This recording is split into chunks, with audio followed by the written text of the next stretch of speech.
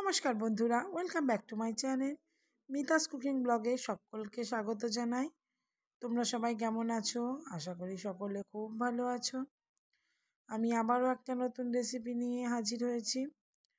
তো সকলের কাছে অনুরোধ রইল পুরো ভিডিওটি দেখার জন্য। তো আজকে বানাবো পুঁই মেটুলি, তার জন্য পুরো ভিডিওটি দেখতে হবে। শীতকালীন সবজি দিয়ে পুঁই মেটুলি এইভাবে রান্না করলে দারুণ লাগে খেতে। তো তোমরা ভিডিওটি দেখো আর দেখে অবশ্যই একবার ট্রাই করো বাড়িতে এইভাবে।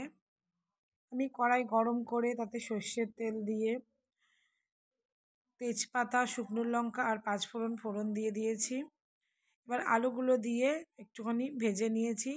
এরপরে সিম আর গাজরটাও দিয়ে ভালো করে ভেজে নেব।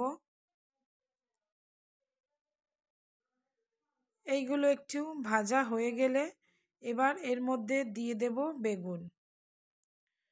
বেগুন দিয়ে আবারও ভালো করে ভেজে নেব। যে সকল বন্ধুরা আমার চ্যানেলটি সাবস্ক্রাইব করেছো তাদেরকে অসংখ্য ধন্যবাদ জানাই।